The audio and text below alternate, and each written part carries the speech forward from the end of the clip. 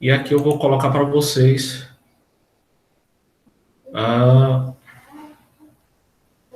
professor, deixa eu ver aqui uma mensagem que chegou. Tem uma hora específica para fazer as provas? Tem sim, tá lá no horário, viu? Aí a gente discute no finalzinho da aula, se tiver um tempinho, mas tá tudo no horário de vocês. Certo? Gente, tá todo mundo vendo aí esse slide aí na tela de vocês? Sim. Sim, muito bem. Então a gente vai dar início à nossa aula. A aula de hoje, a gente vai rever, né, o reino protista. Protista era como se chamava no meu tempo de escola, tá certo? Hoje em dia, os cientistas tá mais usual o termo proctista, né? Mas na verdade quer dizer uma coisa só, tá bom? Então, o reino proctista, ele tem dois indivíduos, vou ter os protozoários e as algas. Nessa aula, a gente vai focar nos protozoários, tá certo? Nesse primeiro slide, eu vou trocar o slide e depois a gente vai dar uma introdução também nas algas, tá bom? Como é um reino que se divide, eu foquei aqui em coisas essa aula em coisas específicas, não vou me aprofundar muito, até porque a gente já tem 2 a 3 aulas no canal sobre esse tema, tá bom? Então eu vou dar um enfoque aqui naquilo que realmente é possível cair na prova, tá bom? E eu sugiro que você esteja aí com o caderno de vocês ao lado para fazer as devidas anotações. Eita, só tô com o livro, peraí. Tá certo. Olha só, o protozoário, né? O protozoário, como eu falei que a gente vai focar no protozoário primeiro, ele é um ser vivo, né? Que é as suas principais características não é difícil da gente entender. A gente que já está nesse processo de estudos dos seres vivos, né? Na formação dos seres vivos, a gente já está por dentro de alguns termos técnicos. Então já está ficando mais fácil. Você perceba que lá no início era mais difícil. A gente saber o que era um ser procarionte, eucarionte. Agora já está ficando um pouquinho mais fácil. Então, olha só, as principais características desse indivíduo é 3. Então, só 3 coisinhas que eu vou ter que lembrar na hora da avaliação. Que o protozoário, que pertence ao reino proctista, ele é um ser eucarionte. Eucarionte, aquele macetezinho que eu dou, né? Lembra de você, né? Eucarionte é algo que eu tenho, é uma célula que eu tenho.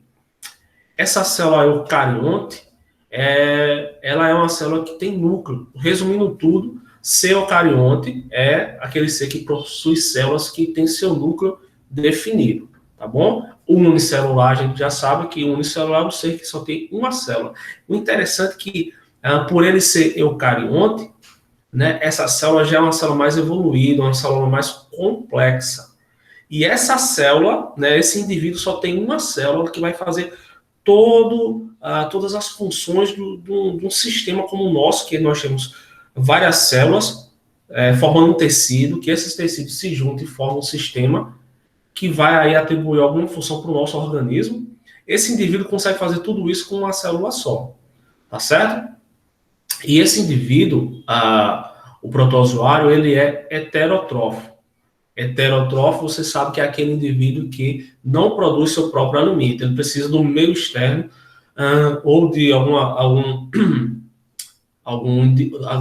outro indivíduo para estar contraindo para si suas substâncias para sobreviver, ou seja, para atrair para si seu próprio alimento, tá bom? Então, eucarionte, célula com núcleo, unicelular, uma única célula, heterotrófico, não produz seu próprio alimento, tá bom? Vamos mais para frente. Agora, as classificações de protozoários. Esse cara, ele é tido como um ser não natural entre os cientistas, tá certo? Por conta da sua grande diversidade. Então, por conta dessa grande diversidade, ele teve que ser classificado a partir da sua locomoção, tá bom? Então, ou da sua locomoção ou da sua não locomoção, como a gente vai ver mais à frente. Então, o primeiro cara que eu coloquei aí são os flagelados. Ou seja, flagelado ele tem lá um flagelozinho, né, que é onde ele vai vibrar esse flagelo, vai rotacionar esse flagelo, e é esse flagelo que vai dar mobilidade a ele no meio em que ele vive, tá certo? Outro carinha aí, que está dentro dessas classificações de protozoário, é o cílio, ou ciliados, ou o termo mais técnico, xilofora, tá bom? Que ele é, ao redor dele é cheio de cíliozinhos, né? Cheio de cíliozinhos, e quando ele bate esses cílios, é que ele vai produzir seu movimento, né? Como uma espécie de uma centopeia. Então, esse é o ciliófora. Então, eu vou ter também os risópodes. Os risópodes, ele tem uma característica que se chama pseudópodes. Pseudo, falso, e dópodes, pés. Ou seja, ele tem uma espécie de falsos pés. Por quê? Ele consegue projetar o seu citoplasma, né?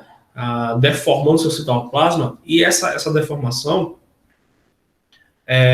parece uns pezinhos, e é dessa forma que ele consegue se locomover, assemelhando, né, com o movimento ameboide, que é um movimento que a ameba faz. E eu também vou ter aí, dentro dessa classificação, o esporozoário. Esse esporozoário, ele não se locomove. Ele fica ali paradinho, só esperando passar alguém para ele, se grudar o cara e poder se mover com ele, né? Que eu coloquei aqui, ó, sem estrutura de locomoção. E um exemplo dele que eu botei aí foi o plasmódio, tá certo? Vamos mais para frente, a reprodução dele. A reprodução dele, a primeira reprodução que eu posso destacar aí, é a sexuada por conjugação. Conjugação, a gente já está sabendo aí que é aquela que dois indivíduos se juntam, trocam material genéticos, tá bom? Aí depois eles se separam e eles começam a se dividir por si só, tá bom? Que tem aquela discussãozinha entre o meio científico que se realmente esse meio de reprodução por conjugação é realmente uma reprodução sexuada, porque eles se dividem, e a reprodução sexuada são dois indivíduos que trocam lá gametas e formam um outro indivíduo. Esse não, eles se dividem, cada um vai formar um outro indivíduo, tá bom? Então, reprodução sexuada. Aí também vou ter a reprodução assexuada, que aí já está mais fácil, já está no nosso imaginário de como se dá isso, que uma única célula ela vai dar origem à outra, com as mesmas características. A gente chama isso de bipartição, ou divisão binária, ou cisparidade. Anote isso aí, que também é importante você saber desse termo, porque às vezes está dizendo lá na questão, e por você não conhecer o termo técnico, você acaba perdendo um pontinho lá por conta de bobagem, tá certo? Então, voltando aqui, um indivíduo ele vai formar um clone, né? Ele vai ter as mesmas características, vai ter o mesmo material genético, tá certo? Então, essa é a reprodução assexuada.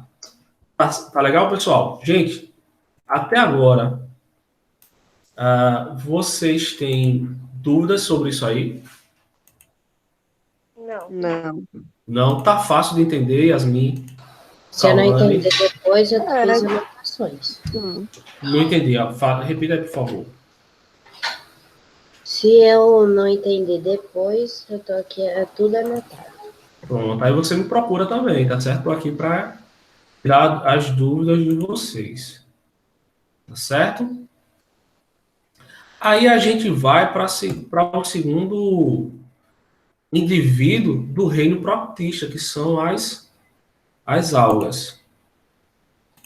Tá bom? Deixa eu colocar aqui para vocês. Eu não estou conseguindo. Professor, quanto aos assuntos? são 4 assuntos, se não me engano. Esse, Yasmin, ainda hoje eu vou estar postando os assuntos com as páginas e com os links das aulas, tá bom? Até essas revisões que a gente está fazendo, eu vou colocar lá para vocês. Pessoal, novamente vocês estão vendo aí na tela de vocês esse slide? Sim. Sim. Legal. Olha só, aqui eu estou falando da reino proctista, tá bom? Só que desculpa, agora eu vou falar das algas. Gente, vocês precisam fixar a mente de vocês nas principais características de cada indivíduo desse que eu estou dizendo, né? Diferente das algas, o protozoário tem 3 características principais. As algas elas já têm mais um pouquinho, mas não são difíceis de a gente estar entendendo isso, porque uma coisa vai puxando a outra. Olha só. Assim como os protozoários, as algas são indivíduos eucariontes. Tá certo? Aliás, né, a gente tem indivíduos que eles transitam entre eucariontes e eles fazem também a chamada fotossíntese. Então, elas são seres também autotróficas ou autotrófas, que produzem seu próprio alimento. É por isso que eu coloquei aí do ladinho que vocês estão vendo, quase que não sai. Fotossintetizantes. Elas sintetizam, elas produzem seus próprios alimentos. Uma curiosidade eu coloquei aí é que muitas vezes a gente diz, por exemplo, a Amazônia é o pulmão do mundo, né? É onde tem a concentração maior de oxigênio. Isso, entre aspas, né? Se a gente falar em questão de continentes, né, de porção seca, de terra, realmente, né, a Amazônia ela se destaca. Mas se a gente for levar para o sistema global, né, do nosso planeta, os maiores produtores de oxigênio são as algas, porque a quantidade delas no mundo é maior do que a quantidade de florestas, porque a gente tem mais água, né? Nosso planeta é conhecido como planeta azul, planeta água. Então, lógico que esses indivíduos habitando esse universo aquático, eles vão ter maior quantidade, tendo maior quantidade pelo fato deles, planeta, viu? Pelo fato deles habitar esse meio e ser um meio abundante, eles conseguem, com uma maior eficácia, produzir o oxigênio. E como é que ele produz? A partir da fotossíntese, né? Tá certo? A fotossíntese, a partir da fotossíntese, que ele vai liberando oxigênio para o meio externo, tá bom? E esses indivíduos, eles têm uma diferente lá dos protozoários, ele tem uma grande diversidade de células, tá bom? São células variadas. Os embriões desse indivíduo, né, das algas, elas não dependem da mãe para nutri-las, certo? Elas mesmas fazem a sua nutrição, por isso que elas são fotossintetizantes. O ambiente em que esse indivíduo se encontra, né? Rios, lagos, mares, e eles também são divididos a partir da sua pigmentação, tá certo? Da sua coloração. Até aí, tranquilo, gente?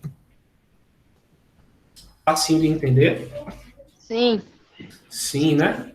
Chegou agora Cauã, deixa eu habilitar. Gente, aí a gente vai para aquela questão da diversidade de células, né? Eu vou ter algas unicelulares e algas pluricelulares, certo? Agora a gente vai dar uma olhadinha rapidinho sobre as algas unicelulares. Eu vou ter 3 tipos. Eu vou ter a euglenófitas. Essas euglenófitas, elas são interessantes que elas podem ser aeróbias e anaeróbias, né? Quando tem a produção tem oxigênio, elas conseguem fazer seu próprio alimento. Aliás, voltando aqui, elas podem ser autotróficas ou heterotróficas. Quando elas têm a luz solar, ela produz o seu próprio alimento. Professor, sei porque tem problema aqui, viu? Tá certo. Quando elas estão mais para o interior do mar, né, onde a luz solar não consegue penetrar, ela utiliza o meio onde vive para estar contraindo seu alimento para si, tá bom? Aí eu vou ter também as bacilariófitas ou as diatomáceas, que essas diatomáceas têm um poder econômico muito grande, porque elas têm uma espécie de uma conchinha, de uma carapaçazinha, que a gente usa para fabricação de placas de silício, tá bom? Placas de silício é o que compõe os computadores, é o que compõe também os celulares. Então, veja que ela é de suma importância para nós economicamente. Delas também são produzidas também pasta creme dental e também pastas para polimentos, lixas, tá certo? Não vou me aprofundar muito porque a gente já tem aula sobre isso. E eu vou ter também as dinoflageladas. Essas dinoflageladas, ela é importante para o meio ambiente porque quando tem um meio ambiente onde tem uma alta concentração de material biológico, ou seja, um meio poluído, elas vão começar a se proliferar, vão começar a se reproduzir, tá certo? E elas têm um fenômeno que acontece quando elas se reproduzem, chamado de maré vermelha. Essa maré vermelha ela é altamente tóxica, infectando vários peixes, né, trazendo a morte, e às vezes o ser humano come esses peixes, né, que foram infectados, que não veio a óbito, e aí acontece que esses seres humanos vão ter problemas de saúde, né, vômitos, diarreias desse tipo. E aqui eu coloquei aqui como a nível de curiosidade para vocês, um tipo desses dinoflagelados, que elas produzem sua luz própria para enganar seus predadores, tá bom? Então, à noite elas ficam assim, ó, né, acesinhas, show de bola. Bem interessante. Professor, eu já sabia disso aí, eu aprendi isso aí. Na aula passada? Eu acho que eu tinha aprendido. Ou já sabia, né? Legal. Exatamente, já sabia. Que massa. É bom que vocês assim, já tenham noção, já juntando um pouquinho com esse conhecimento que eu estou passando para vocês, vocês já ficam bem mais preparados para a nossa avaliação. Quando eu falar de dinoflagelada, é aquelas que se acendem. Aquelas que se acendem, produzem a maré vermelha, e assim sucessivamente. Vocês vão juntando o conhecimento e formando o conhecimento próprio de vocês. Tá bom? Yasmin, tá facinho. Geraldo, tudo tranquilo até agora? Geografia eu nem tô preocupado. Por quê? Porque já tá sabendo de tudo, tô sabendo, tô por dentro. Gente, então agora a gente acabou de falar das algas unicelulares. Agora a gente vai ver as algas pluricelulares, que essas algas aqui são as que a gente tem mais contato. A primeira que eu coloco aí são as algas verdes, ou as clorófices. Essas clorófices, elas são chamadas também de alfaces do mar.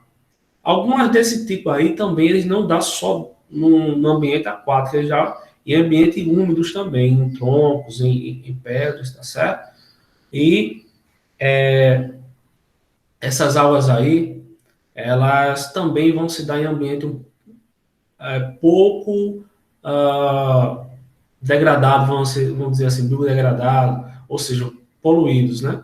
E a segunda que eu destaquei aí são as algas pardas, que é essa aqui do meio, que são as felfícias, tá certo? Esse tipo de alga aqui é muito usado na ciência para fazer aquelas placazinhas de cultura de bactérias, né, para serem estudadas.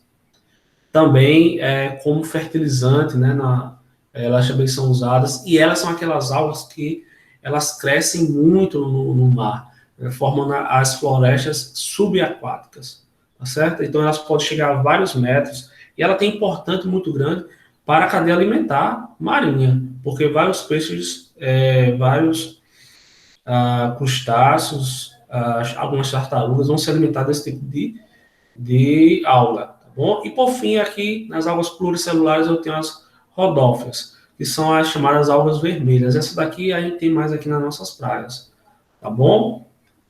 Então, até aí, tranquilo, né? A reprodução dela são apenas de 3 formas. Tem a bipartição, que a gente já sabe, que é uma reprodução assexuada, onde um indivíduo dá origem a outro, idêntico a ele. Tem a fragmentação, onde um pedacinho cai ou é levado pela correnteza marítima e ali dando origem a outro ser. E eu tenho também a zoospória, que ela vai liberar uma célula, né, onde a alga libera uma célula que também é levada por correntes marítimas, e achando um local propício para a sua reprodução, ela dá origem a esse tipo de alga, tá bom? Que faz a sua reprodução a partir desse jeito aí. Tá legal? Gente, sobre os sobre o reino Proctista, alguma dúvida? Não. Professor, Não. Pode falar. Só um minutinho, vamos organizar aqui. Yasmin pode falar e a gente vai abrindo espaço, tá bom? Pode falar, os Yasmin. termos das algas, pode chamar, tipo, se perguntar lá na prova, pode chamar de algas vermelhas, algas verdes, algas pardas, pode, né? Que é o nome mais facinho da gente aprender, né? Pode sim. Então, obrigado. Tá certo? Pode sim.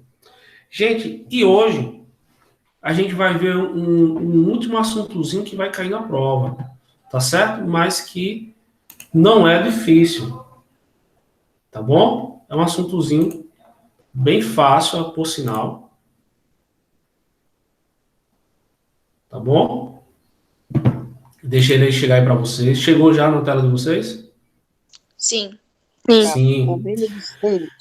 Isso. Reino fungi, né? Alguns alunos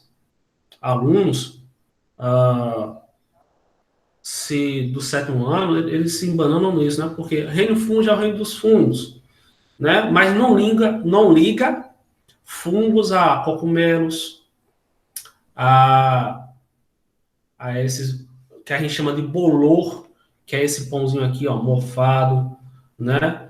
A esses fungozinhos que a gente dá nos nossos pés também faz parte desse reino, né? Quando a gente não seca direito os pés, acontece isso, dá fungo, né? Nos nossos pés, entre os nossos dedos. Então, isso aqui tá tudo ligado, gente, né? Ao cogumelo que a gente usa na culinária, né? Até a certo tipo de fungo, até certo tipo de cogumelo que o pessoal usa para fazer alucinógenos, né? Para fazerem drogas. Então, tudo isso, bem ou mal, tá ligado a esse tipo de reino aqui, tá bom? Que é facinho da gente entender. Olha as principais características deles. Como eu disse anteriormente, fica fácil agora porque a gente já sabe que é um ser unicelular, que é um ser procarionte, eucarionte, autotrófico, heterotrófico. Então, eles só vão tendo mais disso daí, a gente vai associando a esses conceitos que a gente já sabe. Onde é que eles vivem? No solo, alguns vivem em água, né? E outros em rochas, tá certo? São seres eucariontes, ou seja, eles são seres que têm célula mais células melhoradas, vamos dizer assim, né? Aonde ela possui núcleos, são células mais complexas, o termo certo, tá bom? Aí são seres heterótrofos, ou seja, não produz seu próprio alimento, evoluídas, átomos, Geraldo, muito bem. São seres que têm células evoluídas, muito bem, Geraldo. Então, pessoal, são seres heterótrofos que não produzem seu alimento, tá bom? E eles se alimentam por absorção. Eles pegam seus alimentos, né? Jogam uma enzima para fora, eles se alimentam fora da célula. Porque o alimento fica lá fora da célula, ele começa a jogar uma enzima nesse alimento, ele já começa a digerir esse alimento fora da célula. E aí, quando ela está boa para ser digerida, eles absorvem isso para dentro da célula e terminam de fazer sua digestão, tá certo? Aí são seres sapróbios ou parasitas, tá bom? Por que parasitas? Porque eles vão dar eles precisam, né, de realmente um meio para sobreviver. Uma casca de uma árvore, uma planta, tá bom? As reentrâncias dos nossos pés, né? Então, eles são seres parasitas, tá certo? Unicelulares ou pluricelulares, ou seja, eles podem ter desde uma célula até mais de uma célula. E aí, o grande diferencial, por quê? Muita gente, até no início do estudo do reino fungi, achava que os fungos, os cogumelos, eles eram plantas, eles podiam ser colocados no reino das plantas, no reino plantae. Mas não, porque a célula da planta, ela tem uma parede celular. Só que essa parede celular é feita de celulose. Já nos fungos, essa parede celular é feita de quitina, tá bom? E esse é o grande diferencial. Eles produzem esporos, que é aí onde é que vai se dar a reprodução deles, né? Então, eles liberam esses esporos são levados pelos ventos, tá certo? E aí, então, eles vão se reproduzir em outros locais, diferente aí das florestas, do meio onde eles vivem, tá certo? E geralmente vivem em lugares úmidos, né? A gente olha assim, às vezes, no canto mais úmido da nossa casa, né? Às vezes tem aquelas casas de telha, ou mesmo de gesso, que ali bate mais água, fica aquele ambiente úmido, aí ali vai dar um mofo. Então a gente vê aí que eles habitam essa região mais úmidas, tá certo? Até agora, gente, tá tranquilo sobre o reino fungi? Tá. Vamos mais pra frente?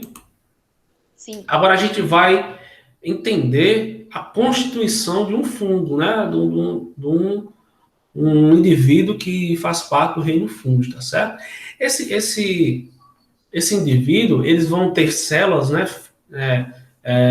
Que são feitas de filamentos, que a gente chama de hifas, tá certo? Que são esses tipos de cordinhas que a gente chama de filamentos, tá bom? E esses filamentos, na ciência, ela tem outro nome, que são hifas, tá certo? Então, hifas são quando eu tenho só um filamento. Oi. O professor Anderson já começou a aula dele. O professor Anderson começou a aula dele. Vou mandar ele esperar aqui só um minutinho, para a gente só terminar aqui, que já está no final. Anderson, tu espera só um minutinho que eu terminar do sétimo, que eu repasso para tu aqui eles, tá certo? Só 2 minutinhos aí que a gente termina. Pronto, tá até gravado aqui. Gente, vamos lá. Então, hifas são um filamento só. Quando esses filamentos se juntam para formar um indivíduo, né, do reino fungi, aí eles mudam de nome, a gente dá o nome de micélios. Então, micélio já é um indivíduo formado, né, um indivíduo propriamente dito. E esse a gente chama de micélios, ele vai ser chamado de micélio quando ele praticamente estiver fora, né, no meio externo. Ou seja, vamos pegar um cogumelo como é que está aí representado para vocês. Perceba que essa parte aqui é que eu chamo de micélio, porque elas estão juntas. Quando eles estão todos ramificados assim, eu chamo eles de hifas. Tá certo? Alguma dúvida sobre isso? Não, nenhuma. Não. Vamos lá para a importância desses caras. E aí, professor? Isso tem importância para a gente? Eles são tão importantes assim que a gente está estudando eles? Sim. Porque eles fazem parte da nossa alimentação. Né? O pão lá é um fungo.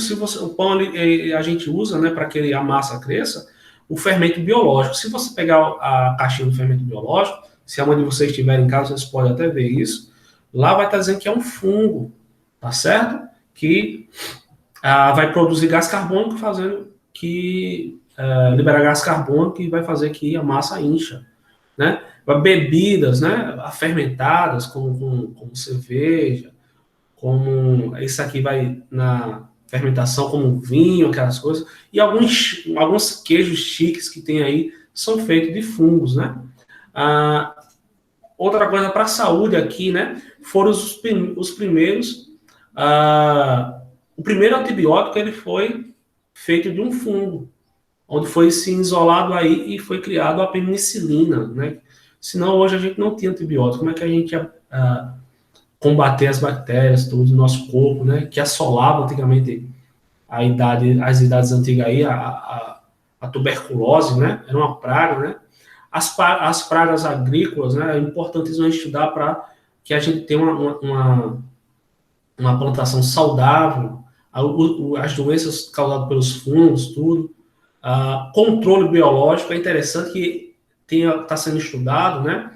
Para matar pragas animais, por exemplo, baratas, né? Tem um fungozinho específico que o pessoal está estudando para colocar em baratas e ela mata a população da barata. Agora é interessante que ela mata da seguinte forma: quando quando um indivíduo chega numa colônia de baratas e as outras baratas identificam que esse indivíduo está com uma anomalia, está com um fungo, a própria colônia mata esse indivíduo. Então, esse fungo é altamente potente porque eles fazem com que eles mesmos se exterminem. Então, é bem interessante os fungos, né? Então, gente, essa foi a nossa aula de hoje, pessoal. Até agora, alguma dúvida? Tranquilão? Não. Sim. Vamos para a prova para tirar 10 todo mundo, é isso? Tchau, Pessoal, tchau para vocês. Tchau, Professor Wando já está esperando vocês. Tchau. Tchau. Tchau, professor.